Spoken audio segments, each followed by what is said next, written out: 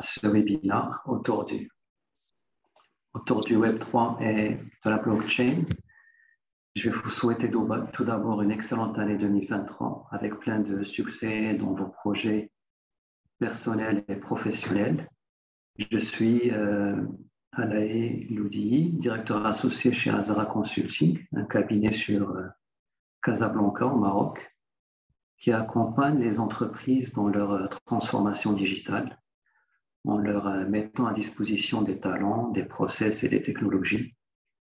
Nous sommes aussi partenaires Atlassian.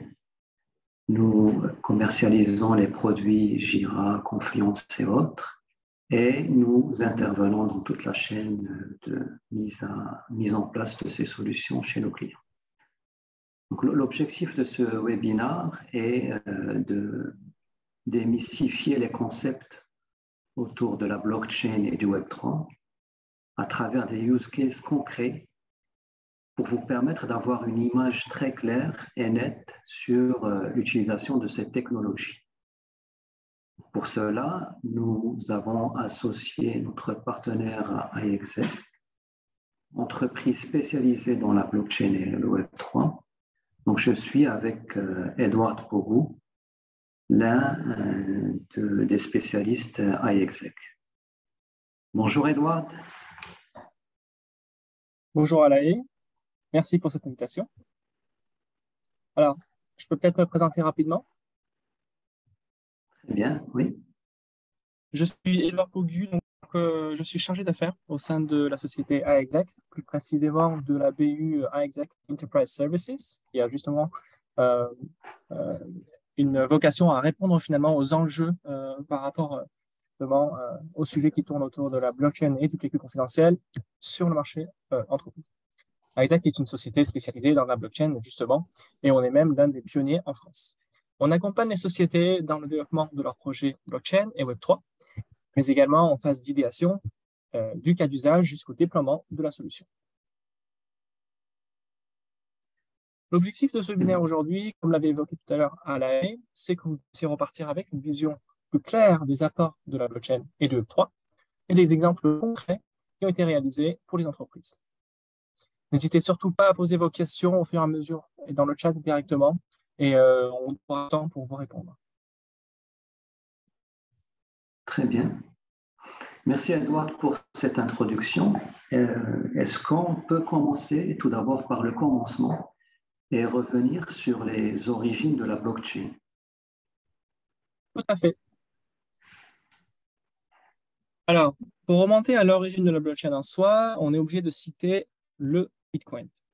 Le Bitcoin, qu'est-ce que c'est? C'est finalement une réponse qui a été apportée à une crise financière, pas n'importe laquelle. On parle de la crise de 2008.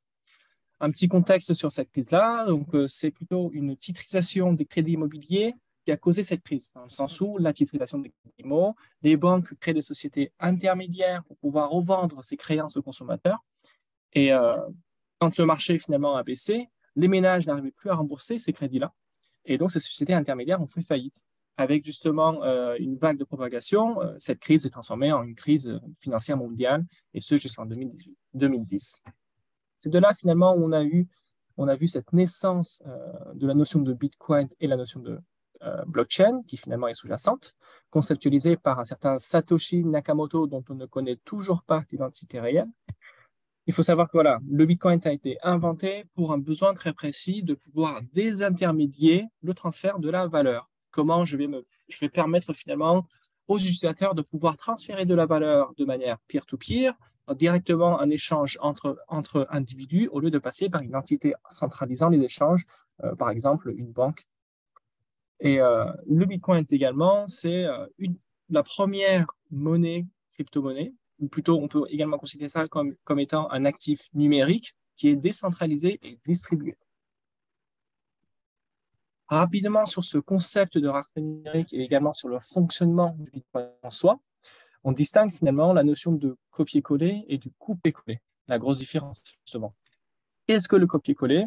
Si je vais prendre un exemple, je prends l'exemple avec Alaé, je dois envoyer une image à Alaé via Internet. Jusqu'à la création du Bitcoin, ça se passait via une plateforme fournisseur de services Internet. C'est-à-dire que quand j'envoie cette image à Alae, en réalité, je l'envoie sur la plateforme et donc il y a la notion de copier, puisque l'image reste toujours sur mon ordinateur, mais il sera également disponible sur la plateforme. Et quand la plateforme donnera finalement le lien de téléchargement à Alae, ou en tout cas un moyen pour que Alae puisse récupérer cette image, Alae va devoir également le télécharger. Il s'agit une seconde fois d'un copiage finalement d'une donnée qui existe sur la plateforme.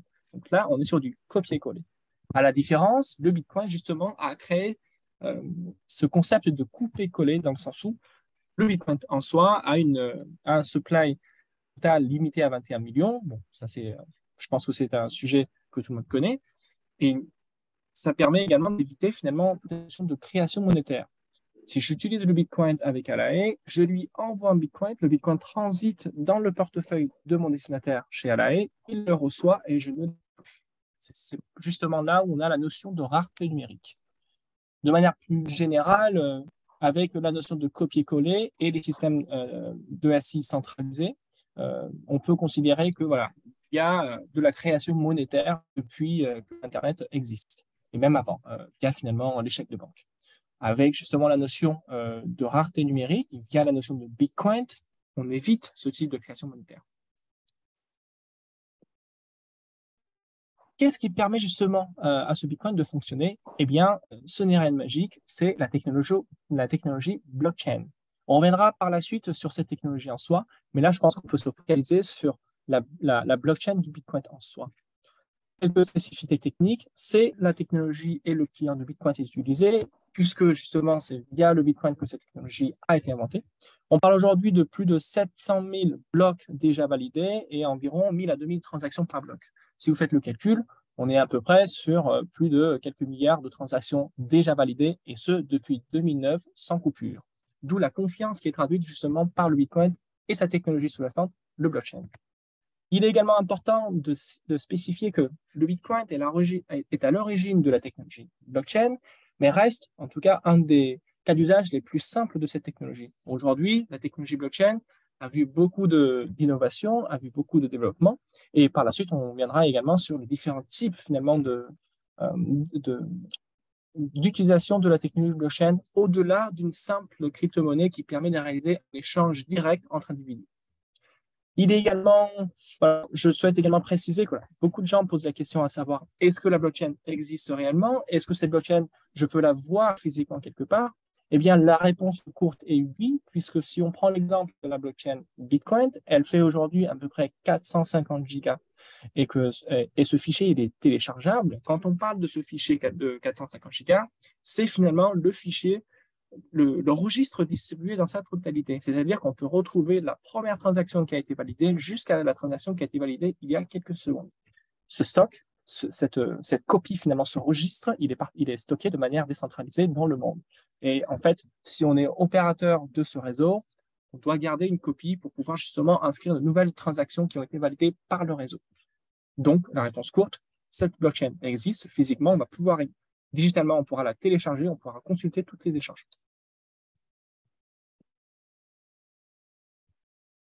Très bien. Merci Edouard pour ces explications. Et donc, si tu nous parles des apports de la blockchain. Très bien, je vais enchaîner sur cette partie-là. Alors, je pense qu'on peut distinguer 4 sous-parties. On a ce qu'on appelle les smart contracts. Par la suite, on viendra sur également la notion de tokenisation, la tokenisation qui est rendue possible grâce aux cryptoactifs, et la notion sous-jacente du Web3, finalement, qui englobe tous ces outils technologiques. Avant tout, on peut peut-être regarder rapidement sur ce que la blockchain permet d'apporter en termes de valeur ajoutée. On parle de traçabilité, puisque une blockchain qui se traduit en français normalement par une chaîne de blocs, c'est un registre qui est distribué et qui permet finalement à toute personne de remonter jusqu'à l'origine de ce registre. Et donc, la traçabilité est présente. La transparence, puisque la blockchain est publique et accessible par tous. Bien évidemment, on peut avoir une certaine confidentialité dans le sens où j'utilise une identité blockchain pour interagir avec d'autres personnes. Donc, toutes les transactions sont publiques. Par contre, personne ne connaît mon réelle identité. Et également, la notion de immutabilité qui est traduite par finalement le fait qu'une transaction qui est validée sur une blockchain ne peut pas être modifiée. Et c'est justement là où on apporte la notion de confiance, puisqu'à partir du moment où quelque chose qui est inscrit sur la blockchain ne peut pas être modifié, tout le monde peut faire confiance à ce qui a été inscrit. La décentralisation, puisqu'on parle d'un registre qui est distribué sur un vaste réseau qui n'a pas de frontières réelles terrestres, en tout cas pas réellement jusqu'à très récemment, selon finalement la politique vis-à-vis des technologies blockchain et plus largement des cryptoactifs adoptés par différents pays. Cette décentralisation relative ou absolue permet finalement de partager le pouvoir d'orienter justement cette technologie entre les mains de tous ceux qui opèrent finalement ce réseau.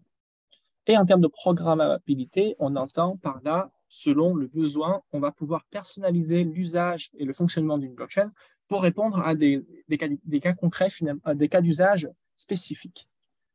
C'est pour ça également qu'on a aujourd'hui une multitude de blockchains dans le monde. Je peux vous en citer une cinquantaine, mais voilà, vous allez en trouver d'autres. On distingue également finalement ce qu'on appelle les blockchains publiques, privées et de consortiums qui finalement répondent à différents types de problématiques et différents types de cas d'usage. On vient sur la notion de smart contract. En soi, le smart contract, c'est finalement le mécanisme qui permet de réaliser des opérations complexes en toute confiance sur une blockchain.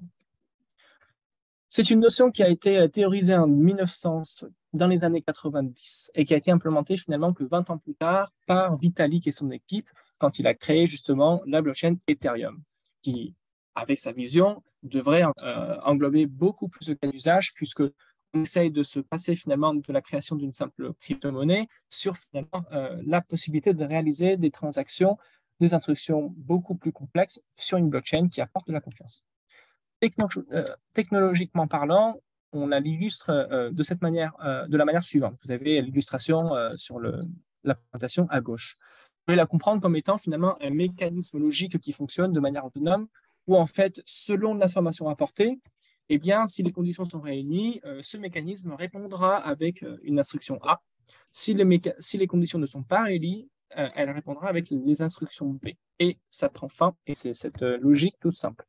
On a vraiment finalement une représentation de comment fonctionne un smart contract sur la blockchain. En termes de caractéristiques, comme je vous ai expliqué, on est sur un mécanisme autonome qui fonctionne de manière autonome sur la blockchain. Une fois qu'on injecte le code d'un smart contract sur la blockchain, elle fonctionne de manière autonome. Elle ne peut répondre finalement qu'à des instructions précises. Elle est précise, encore une fois, puisque tout a été rédigé à l'avance et qu'elle ne pourra pas répondre à d'autres actions qui ne sont pas définies. Elle est irrévocable, puisqu'on est sur la blockchain avec la notion de traçabilité et de immutabilité. Une fois que vous déployez quelque chose, ce mécanisme fonctionnera pour toujours. Et on peut également exécuter des instructions prédéfinies. C'est tout l'objectif justement du smart contract.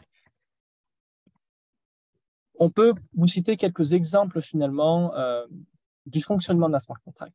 Encore une fois, l'objectif de ce smart contract, c'est de pouvoir se passer la manière et avoir une contrepartie pour une action spécifique.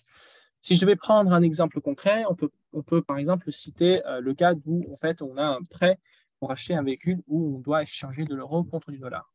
Un prêt pour acheter un véhicule, dans le monde réel, vous devez apporter finalement une certaine ressource financière, ou en tout cas la garantie d'une certaine ressource financière, par exemple le fait que je possède une maison et que je peux finalement apporter cette information à la banque pour pouvoir emprunter de l'argent. De la même manière, je peux le faire via les smart contracts. Le smart contract prendra finalement ce que vous allez apporter en termes d'informations, il fera ses calculs avec finalement les instructions qui ont été prédéfinies et il vous accordera un prêt avec un montant spécifique. Et ce, sans passer par une banque. L'avantage, c'est que vous n'allez plus à faire confiance ou en tout cas passer par un intermédiaire tierce de confiance humaine. Là, vous allez faire confiance finalement à un intermédiaire, à une tierce de confiance technologique qui finalement est garantie par justement la notion de blockchain et de la confiance qui est apportée. L'équivalent, si on parle finalement d'échanger de l'euro contre du dollar, vous allez aujourd'hui à la banque, vous l'échangez avec un taux, vous pouvez faire la même chose directement via les smart contracts de manière instantanée. Et c'est quelque chose, c'est des cas d'usage qui sont déjà utilisés aujourd'hui. La tokenisation en soi, c'est une notion qui permet de représenter finalement numériquement un actif.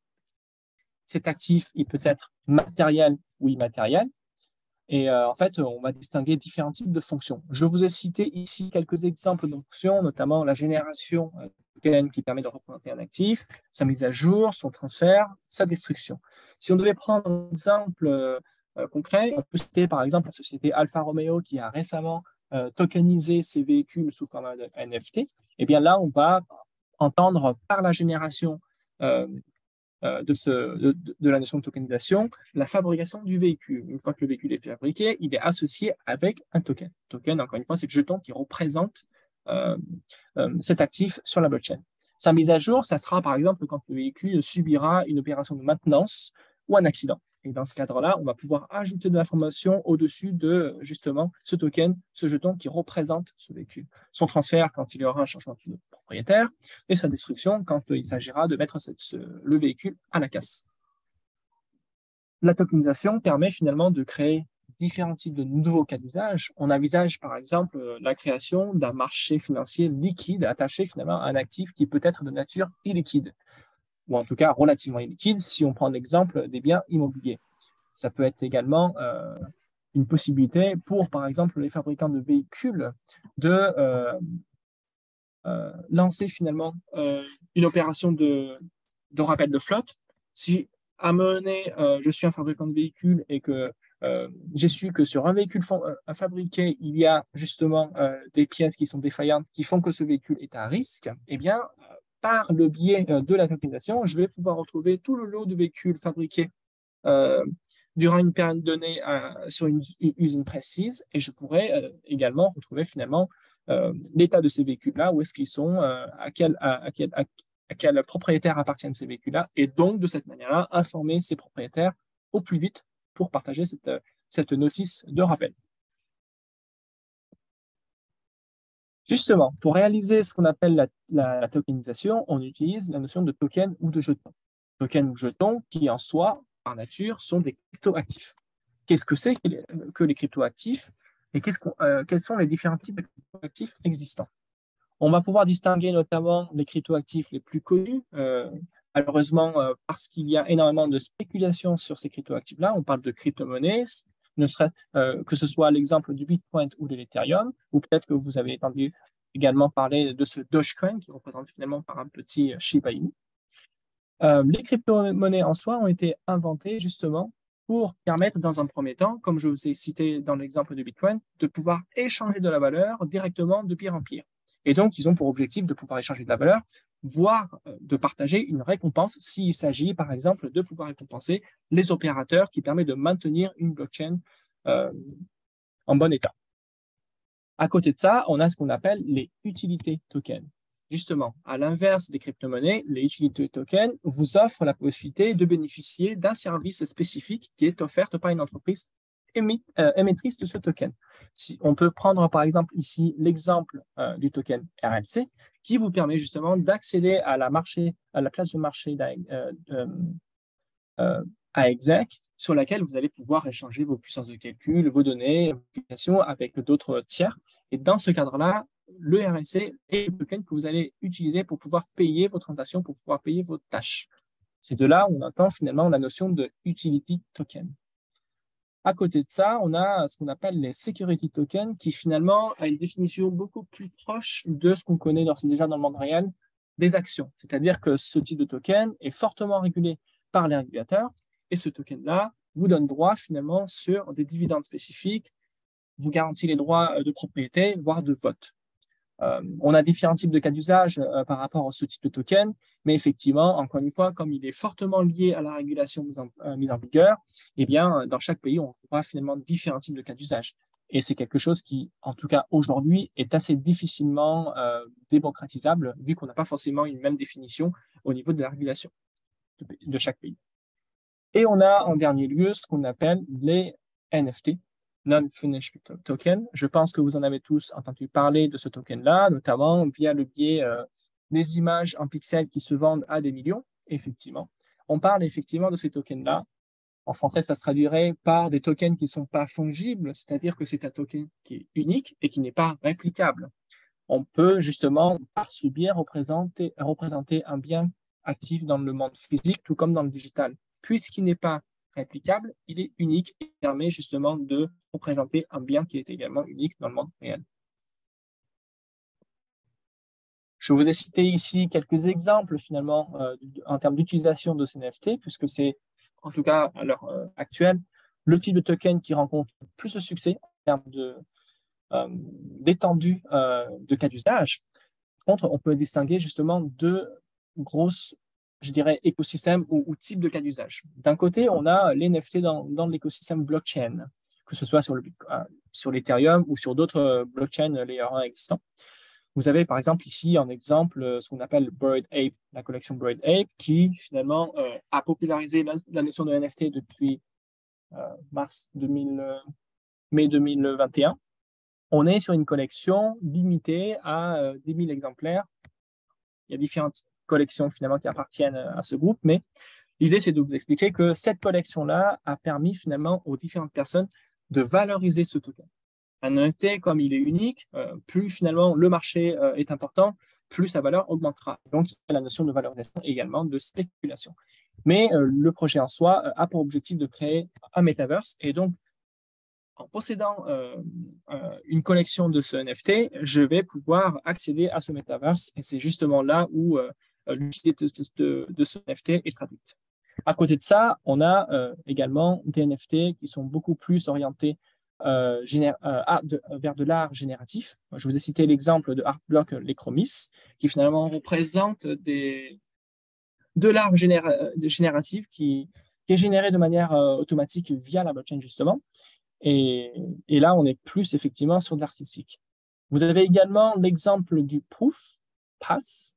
Il s'agit plus finalement d'un pass qui vous permet de rejoindre un réseau fermé, une communauté fermée, et de pouvoir bénéficier justement des privilèges qui y sont associés. On parle il y a une petite communauté de 1000 personnes qui essaient d'avancer sur différents niveaux par rapport aux différents cas d'usage NFT. Je veux rejoindre ce réseau, je veux rejoindre cette communauté. Comment je fais? Eh bien, si je peux acheter un NFT, eh ben, ça se traduira en fait comme étant un pass qui me permettra justement de rejoindre cette communauté et de pouvoir bénéficier justement des différents types de privilèges, dont ce que vous avez toujours, je pense, déjà entendu parler de la notion de airdrop en termes de tokens et de nouvelles connexions NFT.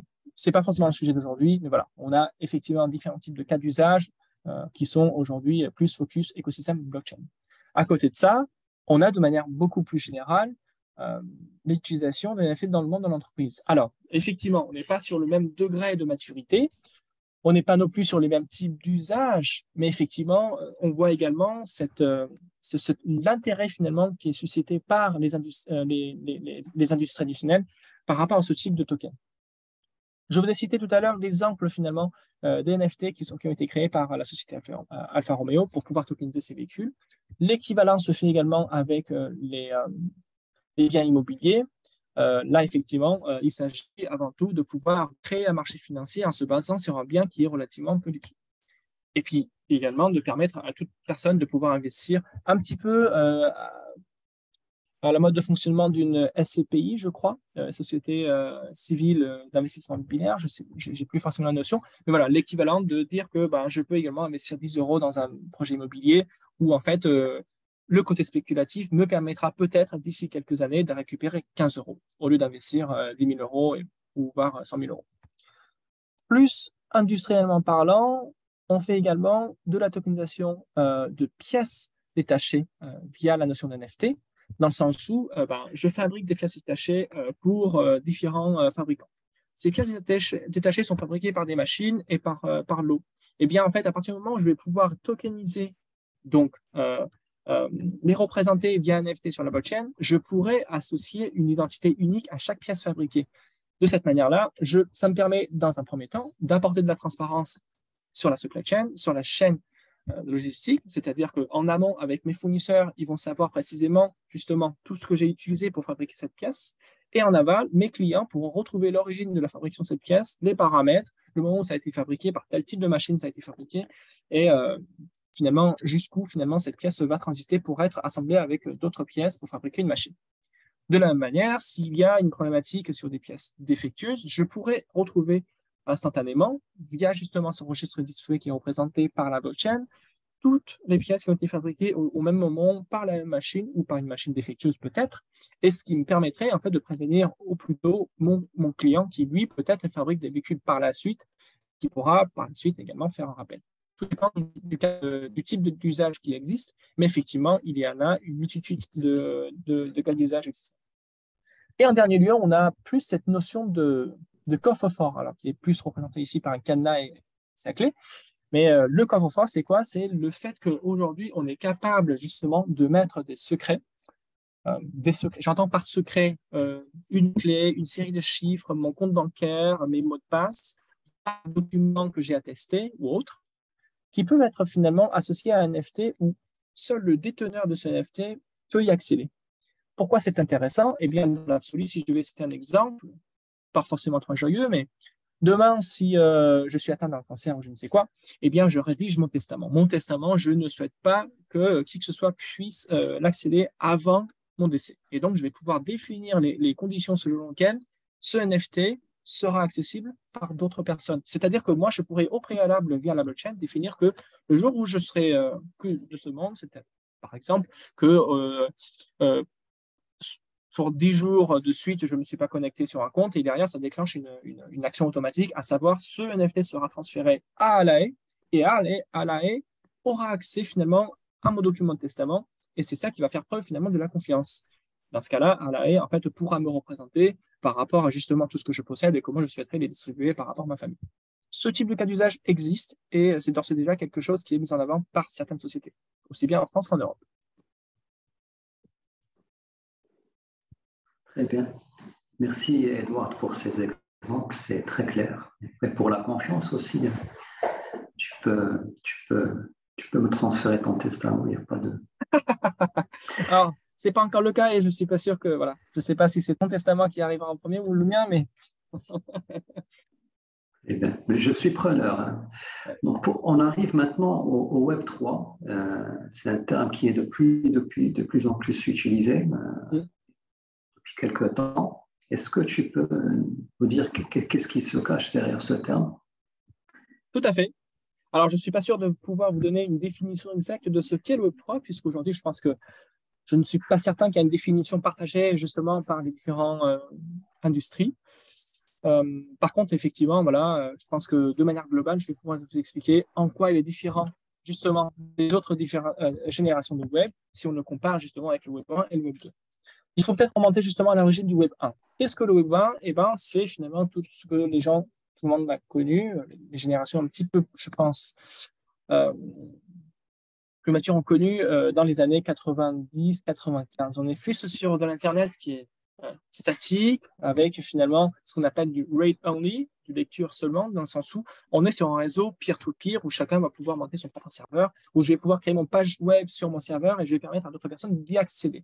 Donc, on est sur le partage de l'information, mais il n'y aura pas forcément la notion d'interaction et il y a très, très peu d'acteurs finalement qui centralisent ces échanges. Ça, c'est justement la notion du Web 1. En tout cas, c'est de cette manière-là que je pourrais l'expliquer. On transite vers le Web 2 au début des années 2000 et finalement jusqu'à, je pense, très récemment, encore aujourd'hui, on est dans le Web 2, où en fait la notion de créer, de publier, de partager, mais surtout d'interagir apparaissent. Dans le sens où, en fait, on voit apparaître la notion de plateforme. Des plateformes qui vont, eux, finalement, constituer, centraliser 80-90% des échanges qui sont aujourd'hui sur Internet et qui, eux, seront les acteurs principaux qui permettraient justement d'opérer ces échanges-là. De cette manière-là, en fait, on va pouvoir interagir, partager, puisqu'il s'agit de plusieurs individus qui vont se connecter tous sur un même point d'entrée pour pouvoir créer, partager, publier des contenus et échanger entre eux. Le problème, c'est pas vraiment un problème, mais en tout cas, le mode de fonctionnement fait que, voilà, quand on parle de la mine d'or de données, ces données-là sont fournies par tous ceux qui utilisent l'Internet. C'est mon activité sur Internet qui, justement, contribue à cette mine d'or. Sauf que cette mine d'or, mine de rien, je suis moi propriétaire des données que je génère. Ces données qui sont générées valorisent finalement les grosses sociétés qui fournissent ces plateformes-là. Pourquoi? Parce que ces données sont stockées chez eux. Et même si j'ai un compte d'accès avec mon mot de passe, mon identifiant, je n'ai pas la main sur tout ce que je génère. C'est finalement le mode de fonctionnement du Web 2 et c'est aussi pour ça qu'aujourd'hui, on a parmi les sociétés les plus cotées sur la bourse, une multitude de sociétés qui sont issues finalement des plateformes qui fournissent de services Internet. Le Web3, on aura beaucoup plus finalement la notion de propriété, dans le sens où je vais pouvoir acquérir, envoyer, valoriser, posséder quelque chose qui m'appartient, à partir du moment où je vais pouvoir la brancher avec une infrastructure centralisée. Justement, le Web3 doit fonctionner avec une infrastructure décentralisée telle que la blockchain qui me permet, moi, de gérer mon propre secret, qui me permet, moi, de dire est-ce que j'autorise l'utilisation de ma donnée, est-ce que je consens pour l'utilisation de telle ou telle donnée me concernant, est-ce que je donne droit finalement aux différents acteurs qui centralisent les échanges pour l'utilisation de mes données me concernant. Dans l'absolu, il va se traduire par, eh bien, en fait, je vais continuer à surfer comme aujourd'hui sur le net, sauf que tout ce que je ferai sera via une notion, mon identité blockchain avec la notion de clé privée, et donc tout ce que je vais pouvoir partager seront chiffrés. Dans ce sens-là, ceux qui fournissent les services Internet vont pouvoir continuer à stocker mes données, mais de manière chiffrée, qui sont finalement pour eux inutilisables. S'ils veulent pouvoir bénéficier de ces données-là, ils vont en quelque sorte me demander mon autorisation. Et c'est là où finalement intervient la notion de propriété. Je pourrais, dans ce cadre-là, demander une récompense. En tout cas, vous voulez utiliser mes données, pas de souci, je vous donne droit. A contrario, je souhaiterais également avoir une petite partie sur ce que vous allez pouvoir en faire avec. C'est ce qu'on appelle le Web3. Alors, on a une approche un petit peu plus poussée chez Exec par rapport à la notion de Web3, en combinant justement deux technologies. On considère que la blockchain est très puissante pour répondre à différents types de cas d'usage. Par contre, la blockchain en soi ne répond pas à des problématiques de traitement de données, puisqu'on est sur un registre, on est plus sur de la gouvernance que sur du traitement informatique. Chez Exec, on va coupler la blockchain avec le calcul confidentiel pour permettre justement de se rapprocher de cette vision qu'on a du Web3. D'un côté, la blockchain nous permettra, en tout cas, à tout et à chacun de pouvoir gérer de manière autonome sa propre gouvernance sur tout ce qui lui concerne. De l'autre côté, en fait, le calcul confidentiel, c'est une technologie qui permet de réaliser des traitements informatiques dans une zone sécurisée et isolée. Sans rentrer dans le détail, le calcul confidentiel permet de garder le caractère confidentiel finalement, du traitement, c'est-à-dire que je vais pouvoir permettre le traitement de mes données tout en gardant mes données chiffrées. De là, on traduit la notion de gouvernance, confidentialité et confiance. Très bien. Merci, Edouard. C'est très clair. Donc, on arrive à la dernière partie de ce webinaire qui tourne autour des use cases du Web3 et de la blockchain. Et là, c'est pour répondre à une question que se posent les entreprises.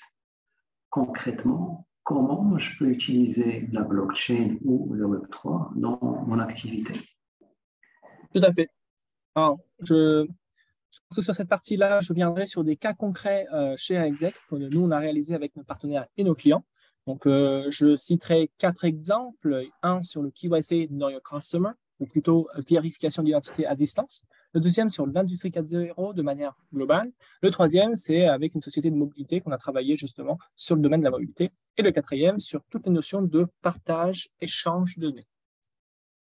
Alors, j'enchaîne. Industrie 4.0. Alors, ce cas d'usage-là, on l'a réalisé avec un de nos partenaires, clients plutôt, consortium dans l'industrie mécanique qui regroupe jusqu'aujourd'hui à peu près 6 000 membres. On est sur une problématique de confiance, dans le sens où, voilà, on est dans un consortium, mais les vendeurs de solutions et ceux qui souhaitent acheter ces solutions ne peuvent pas se mettre d'accord sur des spécificités techniques de la solution proposée. Et c'est pour ça que justement, dans ce consortium, on a la notion de banc d'essai qui permet justement à tout le monde de pouvoir venir tester une solution qui est promue par un vendeur et de récupérer finalement toutes les données techniques de cette solution. Donc, on est sur une confiance entre différentes parties d'un même consortium où on a un banc d'essai qui doit traduire cette confiance. Le problème, c'est que qui va gérer les données qui sont issues de ce banc d'essai? La solution qui est proposée par Exec, c'est qu'on va pouvoir créer ce qu'on appelle une blockchain de consortium qui permettrait justement à tous les membres de ce consortium de se faire confiance via cette infrastructure qui sera décentralisée, mais au sein de ce même consortium. Plus concrètement, il s'agit de certifier chaque donnée. C'est-à-dire que, voilà, dans le banc d'essai, à chaque fois qu'il y aura une expérience qui sera apportée, les connecteurs qui sont connectés via un réseau d'industrie 4.0 qui génère justement des données qui sont en rapport avec l'expérimentation en soi, enverrait finalement de manière automatique un ancrage de chaque donnée générée sur la blockchain. De cette manière-là, on va garantir le fait que quand un scientifique viendra travailler sur le rapport de l'expérience menée dans le monde d'essai, eh bien, chaque donnée utilisée par le scientifique pour pouvoir travailler sur le rapport est certifiée via la blockchain, à savoir, c'est telle machine qui a créé cette donnée-là, et que à tel moment de l'expérimentation, et que cette machine a bien eu tous les accès pour pouvoir créer cette donnée, et surtout que cette donnée n'a pas été altérée par la suite, puisque vous savez que quand on transforme finalement une donnée en un hash, il s'agit d'avoir finalement sa signature qui est en soi représentée par une série de lettres et de chiffres. Eh bien, cette série de lettres et de chiffres changera s'il y a ne serait-ce qu'un tout petit changement dans le document initial. De cette manière-là, on pourra apporter justement toute la confiance au sein de ce consortium sur tous les rapports qui sont générés via cette solution en se basant sur une blockchain de consortium qui certifie justement toutes les données qui sont issues de ce banc d'essai. Il s'agit d'un cas concret qu'on a réalisé sur lequel on est en train de passer sur la prochaine étape. Secondement, là, on a un sujet un petit peu plus complexe de la mobilité. On a un client qui souhaiterait justement encourager ses employés à se déployer de manière écologique pour se rendre au travail. Et donc là, on parle bien évidemment du trajet domicile-travail que tout le monde effectue. Le problème, il y en a plusieurs. Le premier, c'est qu'il s'agit avant tout des données personnelles. Le trajet que j'effectuerai pour me rendre au travail relève finalement de ma vie personnelle et donc sont protégés par la RGPD. L'entreprise n'a pas vocation à récupérer ces données pour pouvoir les traiter. Secondement, c'est une question d'identité, à savoir, dans l'absolu, si l'entreprise peut collecter mes données, je n'ai pas forcément envie que mes collègues du côté DSI de la société puissent connaître justement le bar où je suis parti prendre un verre mardi soir après le travail. Puisque vous savez qu'aujourd'hui, avec la notion de big data et des traitements de données massifs, on arrive à carrément reconnaître l'orientation politique d'une personne par le simple choix finalement du bar que la personne est partie pour prendre un verre. Et donc, dans ce cadre-là, Exec a conçu toute une solution de bout en bout pour ce client qui garantit différents points. Premièrement, la gouvernance. C'est-à-dire que la solution que nous on a proposée garantit la gouvernance des données personnelles par chaque employé. Je suis employé de la société, c'est moi qui gère l'autorisation, l'accès par rapport à ma donnée. De toute façon, ce sont des données de mobilité qui sont générées sur mon téléphone portable avec justement, sans aller dans le détail technique, mais voilà, ce sont des données de mobilité que je puisse, moi, définir à qui je souhaiterais les partager, à quelle application je suis d'accord pour que ces données puissent être traitées. De cette manière-là, concrètement, il s'agit pour l'employé d'installer une application mobile et de partager finalement de manière régulière l'accès de mes données de mobilité avec l'application qui sera désignée par la société. Et tout ça, bien évidemment, garanti par la blockchain. Ce qui est intéressant également ici, c'est qu'on sait qu'aujourd'hui, l'utilisation de la blockchain est souvent remise en cause justement par la notion de wallet, dans le sens où voilà, la notion de wallet est encore un petit peu difficile à assimiler pour les acteurs industriels.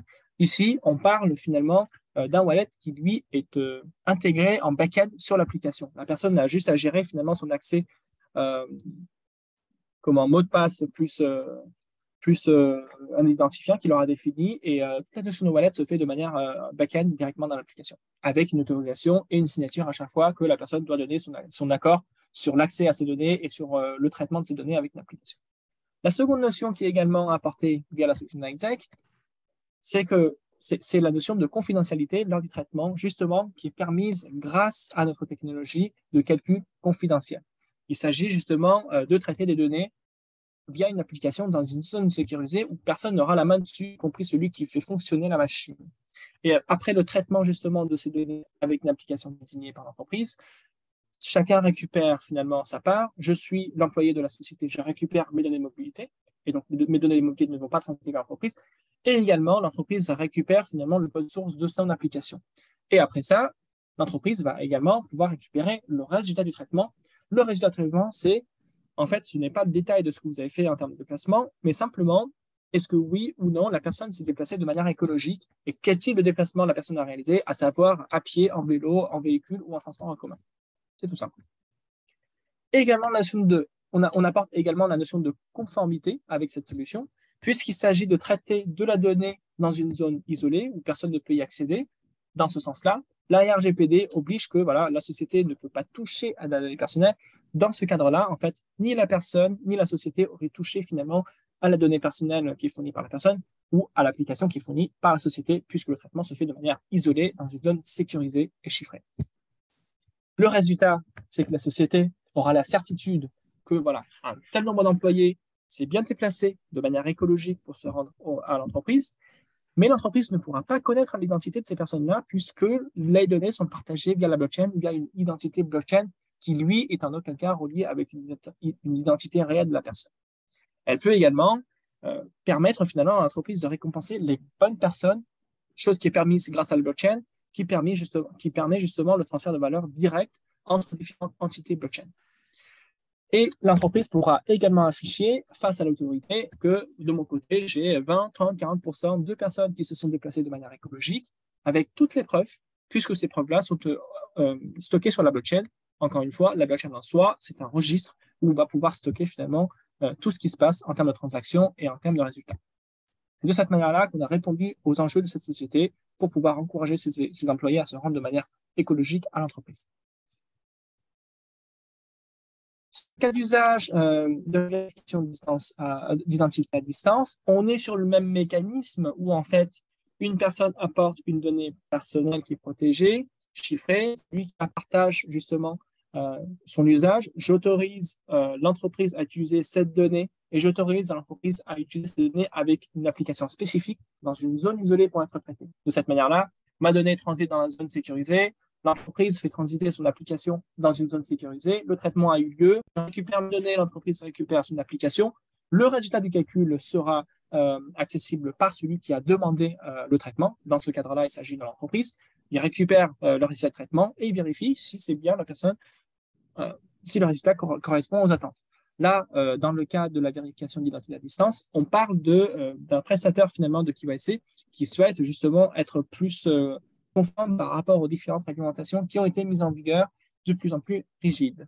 Dans le sens où je souhaiterais vérifier l'identité d'une personne qui souhaiterait bénéficier de mes services sans pour autant toucher à ses données personnelles pour éviter justement toute confusion, tout risque de non-respect.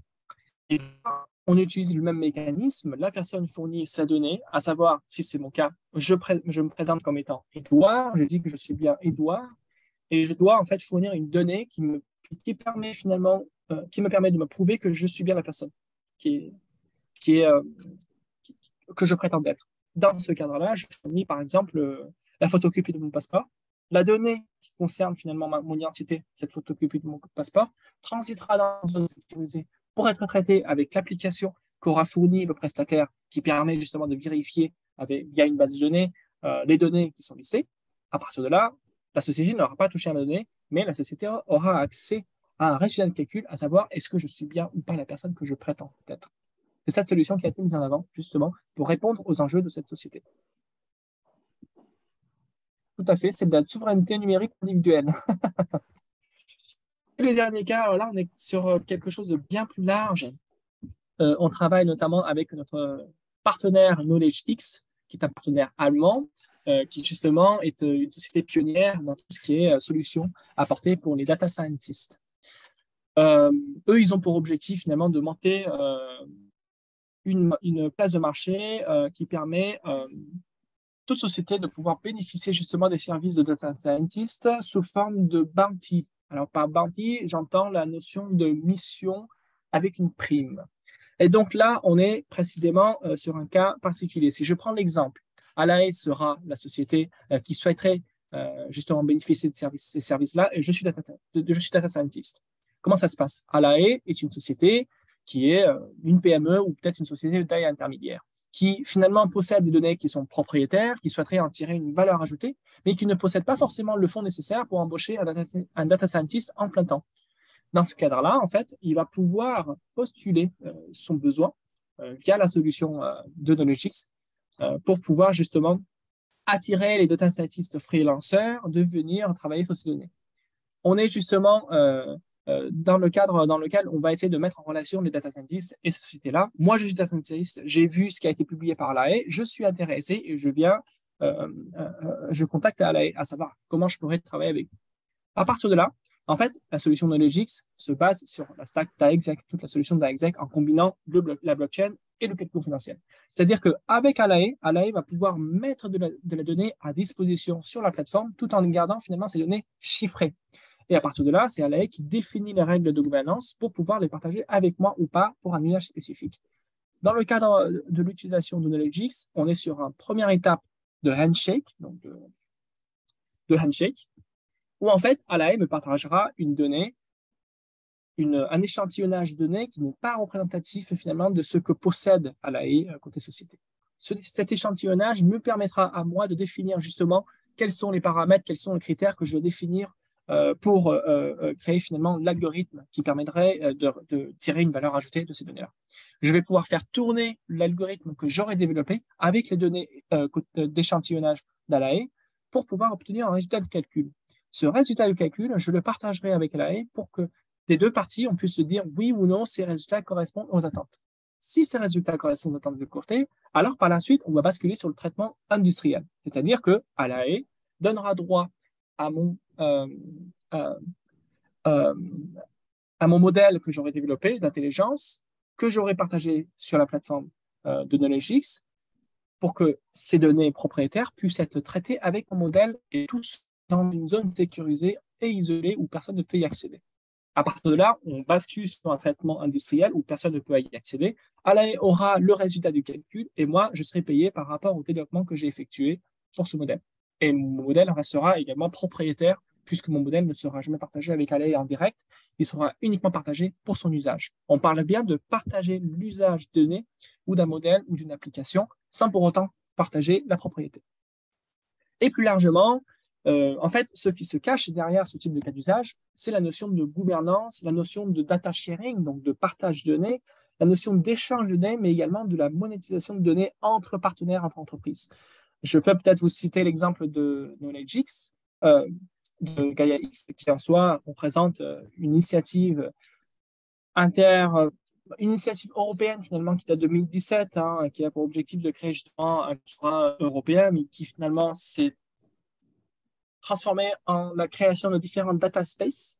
Data space, c'est un endroit où en fait toutes les grosses sociétés vont pouvoir se partager les données. Donc aujourd'hui, on voit bien la création de différents data space. On peut citer l'exemple de la data space de mobilité, où on a les principaux acteurs de la mobilité française qui se sont réunis justement autour de ce data space et qui se discutent à savoir comment je vais faire pour pouvoir partager les données qui sont propriétaires chez moi avec un concurrent, un autre partenaire via ce data space sans pour autant en perdre la propriété. C'est tout l'objectif justement de la solution qui a été avancée par AExec et par notre partenaire KnowledgeX. C'est-à-dire que on permet à chaque société, à chaque individu, à chaque personne propriétaire de la donnée d'application, voire des modèles de traitement, de pouvoir partager l'usage de sa propriété sans pour autant en perdre la propriété justement, et de même pouvoir être récompensé par rapport à cet usage. Et là, effectivement, on va pouvoir permettre beaucoup plus de cas d'usage, dans le sens où vous imaginez que les grosses sociétés mettent en commun de la donnée et derrière, ça va permettre finalement bien d'autres cas d'usage. Dans l'absolu, je pourrais également vous citer un exemple.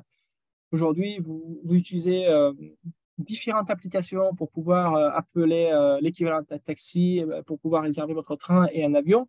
Demain, si ce type de data space fonctionne et que les données sont partagées justement par ces différents acteurs de la mobilité, vous pouvez imaginer une plateforme sur laquelle vous allez pouvoir réserver votre vol, votre taxi, votre vélo partagé, jusqu'à peut-être le plus partagé pour justement répondre à la problématique du dernier kilomètre. Tout ce type de cas d'usage reste possible, mais on est dans un premier temps confronté à des problématiques de gouvernance, de partage de données justement qui sont propriétaires. Très bien. Merci Edouard pour ces use cases très parlants. Donc là, je vais voir les questions qui ont été posées. Donc, il y en a une autour du Web3. Puisque les données sont comme de l'or numérique, alors le Web3 permet de récupérer et conserver nos données le Web 2 nous dépouille de nos données. Je pense que c'est juste pour... C'est une affirmation peut-être plus qu'une question? Tout à fait, oui, je pense aussi. Mais on peut effectivement clarifier encore plus. Hein. Quand on parle de Web 2, ce sont ces applications-là où on partage nos données personnelles. Je vais citer par exemple Facebook. Et derrière, Facebook, il va prendre ces données-là et les réutiliser pour les commercialiser. Donc, les données, ce sont nos données, mais qui sont chez cet intervenant sur le web et qui va pouvoir les exploiter, les commercialiser. Alors qu'avec le Web 3, finalement, les données, je les conserve sans pour autant donner la main à quelqu'un d'autre pour pouvoir les commercialiser. C'est bien ça, Edouard. Tout à fait. On peut également le traduire de la manière suivante, c'est que dans le Web 2, finalement, l'acteur principal, ce n'est pas celui qui utilise un service qui est fourni, mais c'est celui qui propose le service. C'est-à-dire que c'est les plateformes qui vont permettre justement ces services-là et c'est eux qui vont récupérer tous les échanges. Dans le Web 3, la notion sera basculée. On va plutôt se focaliser sur finalement l'individu, sur un utilisateur en soi, puisque c'est l'utilisateur lui-même qui aura le droit de dire oui ou non, je partage quelque chose qui m'appartient. C'est justement ce paradigme qui sera inversé. Très bien, parfait. Je pense qu'on n'a plus de questions. Je vais me permettre de te reporter quelques questions qui me sont souvent posées. Est-ce que la blockchain consomme beaucoup d'énergie? Que peux-tu dire sur ce sujet? Oui, alors je pense qu'on a tous entendu parler justement du côté énergivore des solutions blockchain existantes. Alors, c'est un sujet qui finalement évolue rapidement. C'était une certaine réalité jusqu'ici, jusqu'à très récemment. Mais aujourd'hui, on va apparaître finalement de nouveaux protocoles qui permettent d'outrepasser ce type de problématique. En fait, il faut comprendre que l'origine de que ce côté énergivore des blockchains, c'est surtout parce que le protocole qui est utilisé, si on prend l'exemple du Bitcoin, il s'agit du Proof of Work, se base sur la notion de compétition où on va mettre finalement tous les acteurs qui souhaitent opérer le réseau en compétition. Et c'est le premier finalement qui aura répondu à une problématique compliquée, mathématique, qui pourra récupérer la récompense. De cette manière-là, effectivement, on va consommer énormément d'énergie qui effectivement contribue à apporter de la confiance et de la décentralisation à la blockchain, mais qui derrière, finalement, n'est peut-être pas aussi...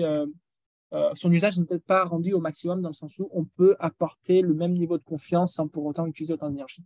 C'est justement ce que la blockchain Ethereum a réussi à faire, et même avant, avec d'autres solutions blockchain. Si je prends l'exemple de la blockchain Ethereum, on peut citer le passage du validateur jusqu'au POS, Proof of Stake, je crois que c'était septembre l'année dernière. On n'est pas forcément, on ne va pas mettre en avant la notion de compétition, on mettra plutôt en avant la notion de valeur financière à apporter. C'est-à-dire que je vais devoir déposer une somme conséquente sur la table et c'est moi qui garantis la confiance de ce que je vais réaliser en termes de transaction. Je serai choisi au hasard pour réaliser une transaction. Par contre, le jour où un autre validateur, découvre que je n'ai pas réellement validé la transaction et que j'ai fait semblant de le faire, c'est la somme que j'aurais déposée sur la table qui risque d'être perdue. De cette manière-là, on peut également traduire de la confiance.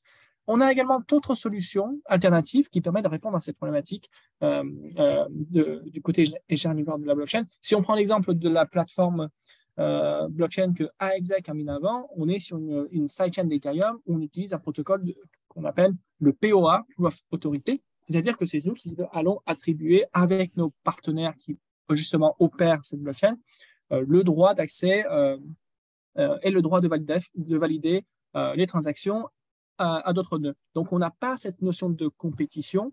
On est plus limité par rapport au traitement opérationnel, justement, qui est permis par une blockchain. Différentes solutions existent. Ce côté énergivore restera, en tout cas pour l'heure, une réalité pour certaines blockchains, mais pour d'autres, on est en train d'évoluer sur d'autres protocoles qui permettent justement de répondre à cette problématique. Très bien, merci Edouard. On a d'autres questions qui sont arrivées. Quelle est la place du gouvernement dans le Web 3 ? C'est une question quand même très large, hein. On voit finalement différents niveaux de présence en termes de gouvernement. Si on devait comparer ce qui se passe aujourd'hui aux États-Unis, en Europe et dans les pays de l'extrême-orient asiatique. Mais dans l'absolu, je dirais que le gouvernement restera quand même un acteur centralisé, dans le sens où peu importe ce que vous allez pouvoir faire sur le Web3, à un moment donné, si vous avez une carte d'identité qui vous permet de dire que je suis de nationalité française ou de nationalité américaine, cette carte d'identité, elle vous a été attribuée par un acteur, je n'ai pas forcément le mot qui me vient en tête, mais vous avez compris, un acteur finalement qui doit lui-même traduire la confiance. De cette manière-là, je pense que le gouvernement restera toujours un acteur régulateur dans ce milieu. Jusqu'à quel niveau de détail le gouvernement mettra sa main sur l'évolution du Web3 reste à voir. Je pense que dans l'absolu, ça sera dans les deux sens. Le gouvernement viendra effectivement, je pense, réguler le développement et les différents types de cas d'usage qui seront permises par le Web3. Mais dans l'autre sens, je pense que le Web3 également, en fait, plus il y aura de liens entre le gouvernement et le Web3, plus le gouvernement pourra évoluer vers quelque chose de plus intéressant et qui pourra également combiner des notions qui sont finalement apportées par le Web3. Donc, dans l'absolu, je pense que les régulations aujourd'hui qui sont finalement difficilement acceptables pour justement les traders et les utilisateurs de crypto-monnaies peut-être apporter un côté plus intéressant dans les années à venir. On peut par exemple citer la possibilité de voter via des solutions basées sur la blockchain. Finalement, au lieu d'organiser des bureaux de vote un peu partout et qui derrière en fait consomment énormément de budget pour justement faire mobiliser toutes ces ressources-là et que chacun doit sortir le dimanche pour aller faire je ne sais combien d'heures de queue pour pouvoir voter, c'est une action qui est tout à fait réalisable via une blockchain à condition que justement la garantie en termes de confiance elle est apportée avec la blockchain mais aussi avec l'accord du gouvernement. Donc, je pense que plein de choses sont imaginables. Reste à voir dans quelle mesure ça sera faisable dans le futur. Très bien. C'est très clair, merci Edouard pour ces clarifications. Nous avons encore deux autres questions. Donc, comment on peut lier un token numérique qui transite dans la blockchain avec un objet physique réel, dans le monde réel? Alors là, on est plus sur un sujet on appelle ça en anglais digital twin. Ce n'est pas forcément une problématique qui est posée avec le token numérique, c'est une problématique qui date de longue date, depuis l'existence de l'Internet, dans les chaînes de logistique industrielles. Effectivement, cette problématique existe toujours. Alors, en réalité, effectivement, on ne pourra pas lier directement un token avec un objet physique, dans le sens où ce lien sera toujours apporté par un acteur tierce. En fait, les solutions les plus simples, c'est que vous mettez un QR code et que derrière, celui qui va en fait venir récupérer l'objet, il scanne le QR code et il va pouvoir retrouver finalement ce token. L'objectif, ce n'est pas forcément de créer un lien direct entre ce qui est physiquement présent devant vous et finalement sa version digitale. Mais c'est plutôt à chaque fois qu'il y aura un échange, à chaque fois qu'il y aura finalement un changement de propriété, un changement de main. Si on prend l'exemple de la chaîne logistique, ce n'est pas deux points sur lesquels on a un fournisseur qui fournit des biens à un client. C'est souvent plutôt une chaîne qui fait 5-6 niveaux et qu'à chaque niveau, vous avez différents acteurs qui interviennent et qui fournissent. Et chacun, finalement, peut abuser de la confiance qui est apportée par l'autre. Dans ce type de réseau, effectivement, la tokenisation numérique d'un bien se traduira par, à chaque fois, quand il y aura un transit de cet objet dans le monde réel, eh bien, en fait, cette transaction, cet échange, le fait que cet objet change de main sera matérialisé sur la blockchain via une transaction qui permet d'attester qu'à tel moment, tel objet a été changé, ou en tout cas, voilà, a été acquis par une autre personne. Et de manière plus générale, en fait, aujourd'hui, on va plus associer la notion de token numérique, donc plus largement, finalement, ce qui est permis avec les tokens sur la blockchain, avec la notion de Industrie 4.0, dans lequel on a ce qu'on appelle des réseaux privés industriels qui, lui, en fait, souvent couvre toute une zone industrielle où il y a de la production, où il y a de la fabrication. À partir de ce moment-là, on va pouvoir permettre la génération, la création, le transfert, finalement, de tous ces objets-là directement, un bien directement qui permet justement de matérialiser tout ce qui se passe dans cette zone industrielle sur la blockchain. À savoir, quand une pièce est fabriquée par une machine automatique, c'est la machine lui-même, en créant cette pièce, qui va envoyer un signal pour créer son sa représentation digitale sous forme de token. Et que ce token-là transitera par la suite. Si ce token-là, par exemple, a été assemblé dans une machine qui a pour identité X sur la blockchain et que cette pièce a pour identité Y, eh bien, une fois que l'assemblage a eu lieu, eh bien, on va pouvoir récupérer justement le token sur la blockchain où on a X et dans X, on a intégré Y, par exemple. Donc, il y a différents moyens de réaliser ce type de résoudre finalement cette problématique de digital twin, j'ai plus la traduction en français, je crois que c'est doublon digital ou le jumelage digital.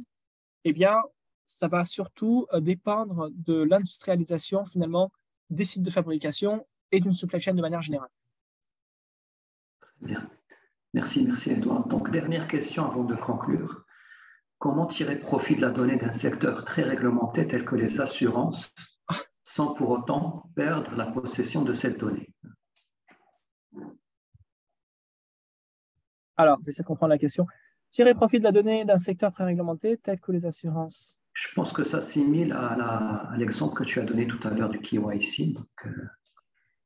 Oui, dans le sens où j'essaie de comprendre, peut-être que si on prend l'exemple d'une assurance, en fait, je pense qu'il faut distinguer qu'est-ce qu'on entend par assurance. Aujourd'hui, par exemple, on adore, c'est déjà des applications sur la blockchain qui permet d'outrepasser les assurances. Parce que les assurances en soi, c'est une science de confiance, c'est un intermédiaire. Les assurances existent parce qu'on ne peut pas faire confiance à une autre personne à qui je vais confier une somme et que c'est lui finalement qui fera office d'assureur.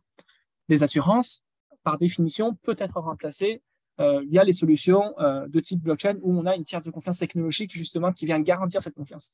La problématique aujourd'hui, c'est plutôt sur les cas d'usage. Si on parle d'une simple assurance, par exemple, de retard de vol, eh bien, vous avez déjà des solutions.